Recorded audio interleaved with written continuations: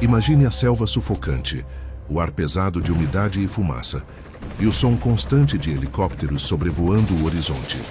É o Vietnã, início dos anos 1970. O império militar mais poderoso do planeta está prestes a reconhecer o impensável: a derrota. Em março de 1973, após 8 anos de um conflito que dilacerou uma geração, os Estados Unidos retiraram suas tropas do Vietnã. Era o fim de uma guerra que começou como uma cruzada contra o comunismo e terminou como uma ferida aberta na alma americana. Mas por que a superpotência que venceu 2 guerras mundiais foi derrotada por um pequeno país do Sudeste Asiático? As razões são profundas e revelam não apenas erros militares, mas também morais, políticos e humanos. O Vietnã, antiga colônia francesa, foi o palco de uma luta por independência que começou em 1946, quando os nacionalistas comunistas, liderados por Ho Chi Minh, enfrentaram os franceses e venceram. Em 1954, o país foi dividido: o norte comunista, apoiado por Moscou e Pequim, e o sul, sustentado pelos Estados Unidos e aliados ocidentais. Logo, os Vietcongues começaram a agir no sul, e em 1964, após o polêmico incidente do Golfo de Tonkin, Washington mergulhou de vez na guerra. Em 2 de agosto de 1964, o Golfo de Tonkin, no Mar da China Meridional, tornou-se o epicentro de um dos episódios mais controversos da Guerra do Vietnã. O destroyer americano USS Maddox patrulhava a região quando relatou ter sido atacado por torpedeiros norte-vietnamitas. 2 dias depois, um segundo ataque teria ocorrido, mas até hoje não há provas concretas de que ele realmente aconteceu. Mesmo com informações imprecisas, o presidente Lyndon Johnson anunciou ao público que os Estados Unidos haviam sido agredidos. O Congresso reagiu, aprovando a resolução do Golfo de Tonkin, que deu carta branca para a escalada militar americana no Vietnã, marcando o início oficial da guerra. Os norte-vietnamitas e os Vietcongues lutavam em seu próprio território. Conheciam cada rio, cada túnel, cada árvore. Escolhiam o local e o momento das batalhas. Podiam recuar para o Laos e o Camboja, onde os americanos não podiam atacá-los. Enquanto os Estados Unidos gastavam milhões em bombas, o inimigo usava o tempo e a selva como suas armas. A guerra se tornou um pântano estratégico. Foi a primeira guerra televisionada da história, e as câmeras mostraram aos americanos algo que até então o governo tentava esconder: a dura e sangrenta realidade do Vietnã. As imagens de soldados feridos, vilas destruídas e civis em desespero começaram a corroer o discurso oficial de que a vitória estava próxima. Essa desconfiança atingiu o auge com a ofensiva do Tet, iniciada em 30 de janeiro de 1968, durante o feriado do Ano Novo Lunar, Tet Nguyen Dan. Em plena trégua, mais de 80 mil Vietcongues e tropas do norte atacaram mais de 100 cidades, inclusive Saigon, onde chegaram a invadir a embaixada dos Estados Unidos.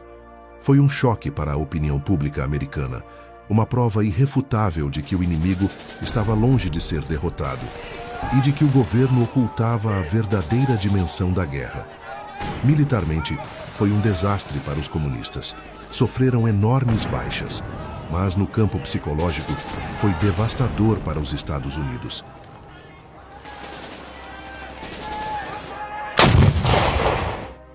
No início do conflito, cerca de 60% dos americanos apoiavam o envolvimento do país no Vietnã. Já nos anos finais do conflito, o apoio público estava abaixo de 20%, com quase 70% dizendo que a guerra nunca deveria ter sido travada. Os Estados Unidos usaram armas devastadoras no Vietnã, entre elas o napalm e o agente laranja, que se tornaram ícones do horror daquela guerra. O napalm era uma substância incendiária, uma mistura de gasolina com espessantes químicos que formavam um gel pegajoso. Quando lançada em bombas ou lança-chamas, grudava na pele e queimava tudo ao redor a temperaturas altíssimas, provocando mortes horríveis e destruindo vilas inteiras. Já o agente laranja era um herbicida e desfolhante químico, usado pelos aviões americanos para eliminar a vegetação que servia de abrigo aos guerrilheiros vietcongues. Continha dioxina, uma toxina altamente cancerígena e mutagênica, que contaminou o solo, os rios e causou malformações congênitas por gerações. Foi nesse contexto de brutalidade que ocorreu o massacre de My Lai, um dos episódios mais chocantes da guerra. Em 16 de março de 1968, soldados da Companhia Charlie do Exército dos Estados Unidos, sob o comando do tenente William Calley, invadiram a aldeia de My Lai, no Vietnã do Sul.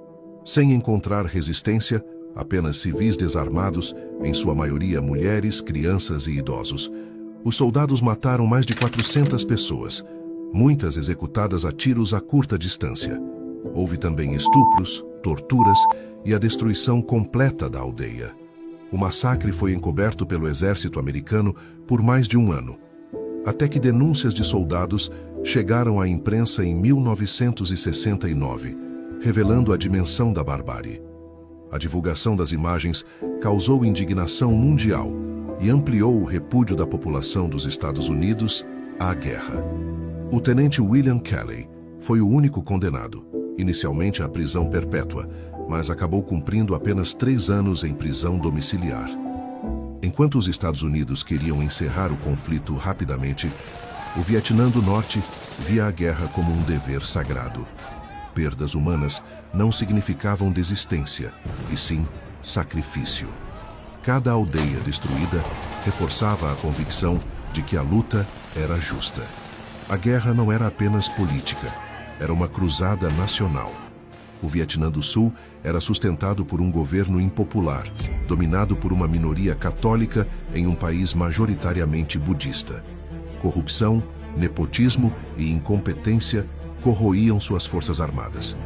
Para muitos vietnamitas, o regime de Saigon era apenas um fantoche estrangeiro.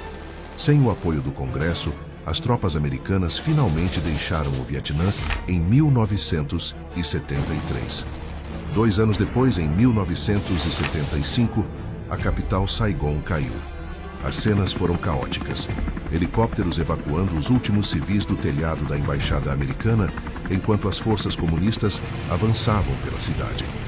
O som dos tiros marcou o fim de uma era e o início de uma nova ordem. O Vietnã foi reunificado sob um governo comunista que permanece no poder até hoje. Décadas depois, o país experimenta crescimento econômico e modernização acelerada. Mas ainda carrega as marcas da guerra: altos níveis de corrupção, censura política e severas restrições aos direitos humanos. A Guerra do Vietnã deixou cicatrizes não apenas na terra encharcada de sangue, mas também na consciência dos Estados Unidos e do mundo. Um lembrete de que nenhuma potência é invencível e de que toda guerra, cedo ou tarde, cobra o seu preço. Para entender as lições dessa tragédia histórica e outras que moldaram o século XX, inscreva-se no canal e continue explorando as histórias que mudaram o rumo da humanidade.